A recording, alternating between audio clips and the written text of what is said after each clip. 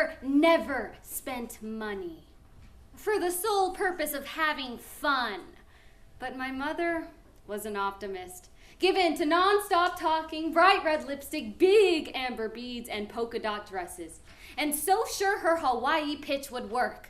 Hop a luxury ocean liner while young men in tight pants served her. Beach schnapps. It is the most elegant drink. And palm trees, pineapples, Bali high, Bali high, Bali high, Bali high. But where is the education? I don't like to spend my money on nothing. To my father, Hawaii was nothing. A horror of sunny beaches, fruity drinks, laughing, happy people. Why go there? He was interested in Ethiopia. They were recovering from a bloody civil war, leaving countrysides bleak, peoples desperate, to which our father saw could be turned to our advantage. Think how far the American dollar will go. But at the Ethiopian airport, there had been one official with questions of safety. Please, you are wealthy Americans. The people of the bus, they are not good. British sociologist Herbert Spencer said, marriage, a word that should be pronounced mirage. Probably why he died alone. Also, probably why the February 14th, 2014 Columbus Dispatch reports a 20% drop in marriage rates over the last half century. For many, marriage and the American dream for which it has been associated have become a mirage. While we're tempted to blame outside forces, a mirage is just an optical illusion created by us. Aliens in America by Sandra Tsing. You might wonder how opposite people like my parents got together. I blame it on a Buick. When my mother first met my father, he was in a brand new Buick. A man looks better than he ought in a Buick, especially in Southern California. A palm-fringed, swimming pool-dotted utopia lit by a sun so bright you can hallucinate, believing you are similar.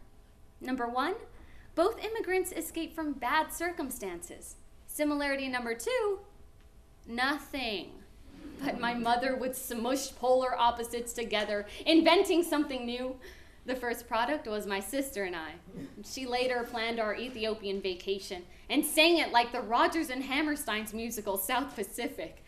We were reasonably suspicious. Ethiopia,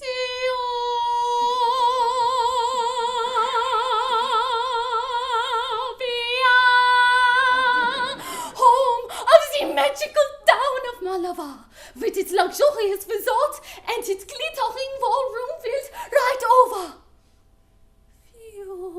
Beautiful beaches, the pearl of the Red Sea. But we will go the way the natives go. It will be much more educational. He bought tickets for the bus.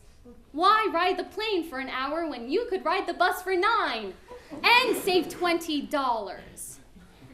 The day before the bus ride to Malawi, a plunging, shuddering plane ride on Air Ethiopia brought us to an airport, a manure field. The hotel, beat by the desert, exuded hay smell. As my sister and I drank sour lemonade, we watched sheep graze, then scatter. A man was chasing after them with an axe. Soon we sat down with German tourists to a surprisingly festive dinner of fresh mutton that my sister and I watched nibble grass earlier.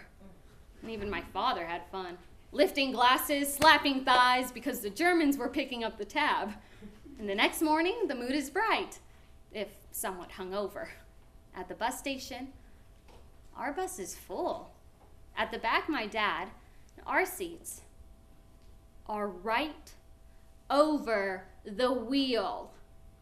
You can't stretch out for 9 hours, and for some reason, the bus officials don't want us on the second bus. But my mother insists, and she marches my sister and I onto the second bus. Alone. Among Ethiopians. But the Ethiopians ignore us, busy with chicken coops and baskets. The buses zigzag down mountains. Beautiful, if threatening. A small boy runs by waving. His shouts fade into the distance, and at each hairpin turn is a white cross by the road. I drift off to sleep. The sound of a truck backfiring jolts me awake.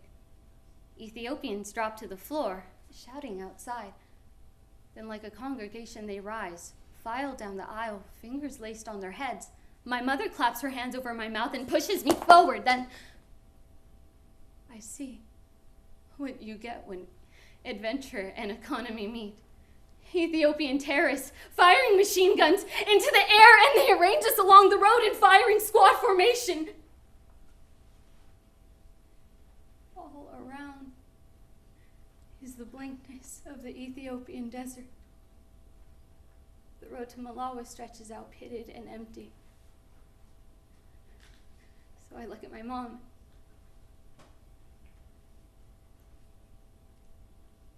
Her fingers are laced on her head. That's when I realize this is the end. No more sour lemonade. No more hay smell. Never see a glittering ballroom over the sea. I will never grow up.